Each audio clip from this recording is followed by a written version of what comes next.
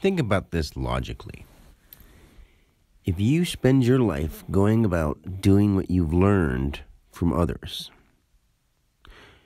even the word learn has lean with an R in the center of it, meaning reoccurring.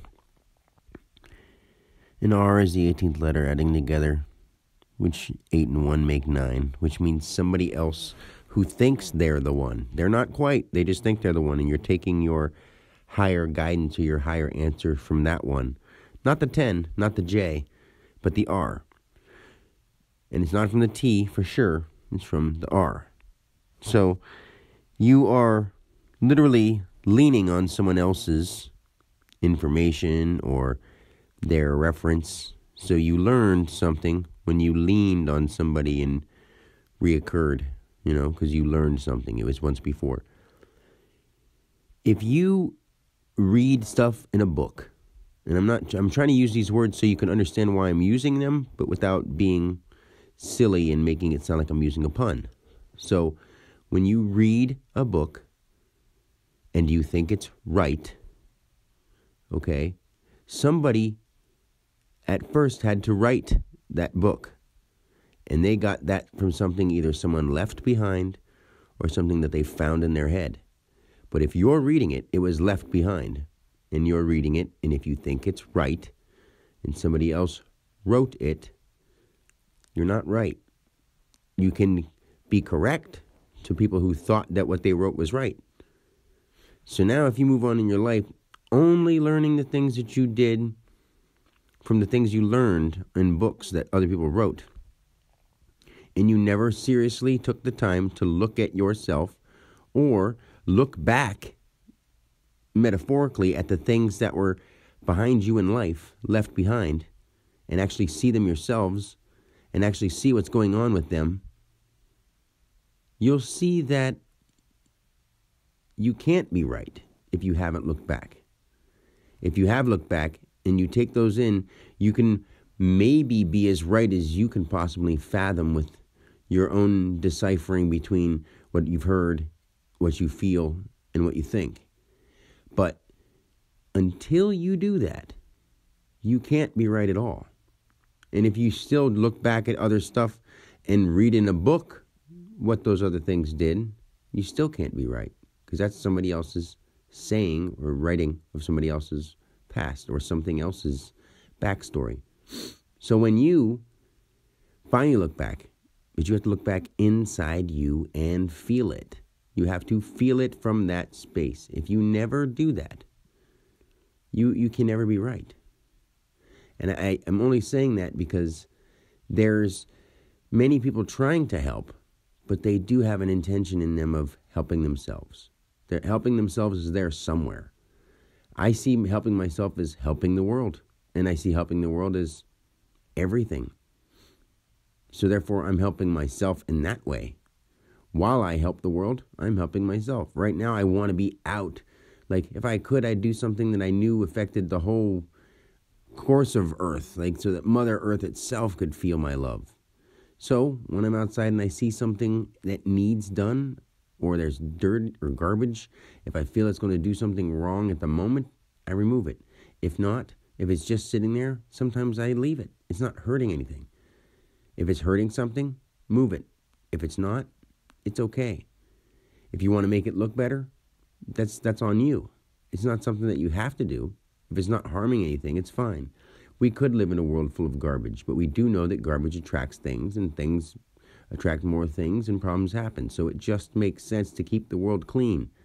That's why. Not because it has to be done, but it also gathers things and brings things around. There's reasons for that. So if we never take the time to go within our mind, because if you think left means in a direction like left behind, you have to look left. No, but it's everything that has ever been.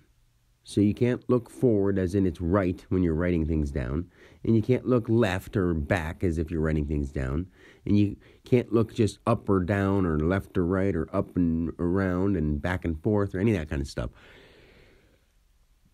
It's actually what you find in your center. If you see yourself as a plus symbol And you are that minuscule little dot in the very center of every symbol. You're the first mark that a pencil makes or a pen makes when it touches a paper. You're that minute little shard of light that came from God's Son. And God's Son is our Son. But that's just one of God's songs. God sings many songs, and we are the Son song. So it's just what we're doing. We can't change that. We can affect it. We can be huge parts of it as people. But then we can actually see what we're all doing as one. When we get past the idea that the sun is a big yellow ball in the sky. It's not. The Son of God is everything that the sun touches and everything that we can fathom in our mind, with our mind light, because the sun created us. Or we came from the sun in multiple creations and multiple things of it. So because of that sun, we are able to shine our own thoughts and sing our own songs and do our own things. And now we can shine our light onto other people. And our light is like our rite, R-I-T-E, that kind of R-I-T-E, right? That's why light is another word like that, L-I-T-E, because it's left and right. When it's light, L-I-T-E, it's left, but it's the direction left, but it's correct. It's the way it should be. It's divinely right with an L, light. And if you, like someone would say, guide us to that perfect light, that's L-I-T-E. It shouldn't be L-I-G-H-T. It should be L-I-T-E. When we say lighthouse, like when it's L-I-T-E, it's because that's the place you're trying to go. Like we brought that into our writing symbols so that we'd someday realize what it means. So L-I-T-E is left side, like divinely correct. And R-I-T-E is right on the right side, R-I-G-H-T, but when it's divinely correct, it's R-I-T-E, it's right. So that's what left and right are. So that's actually what wrong and right would be. Wrong doesn't mean left, wrong means incorrect. So I would say the combination of the word wrong and the word incorrect, I guess you couldn't say, because light is right, wrong or on the left. But it could also be used as right at that point. You could say, you are light. People would be like, huh? But if someone was 100% good, and this was the future, and you were talking about them, and they said, are they a good person? And you would say, they're a light-hearted person. And at that point, or they light up your life at that point, if they're that good of a thing, it would be L-I-T-E because you're bringing it with you. They couldn't light up your life if it wasn't something that was left behind for you. You just don't understand the spelling, and you don't have to. And if I say you don't understand, you go, I understand how to spell. Yeah, you know how to spell the word light. No big deal. But I'm saying that you don't understand like the divine terminology of what we're talking about at all times, and that's fine. Just like, you know, the word run is reoccurring, and then it's a U under something, and then it's an N over something. So it's just saying reoccurring down, up, down, up, down, up, down, up. That's why un is just un. It doesn't mean it's not. It just means that it's down, up. Like the U is open to the upside and touching on the bottom with a rounded thing that's not going to stay still. It's going to rock.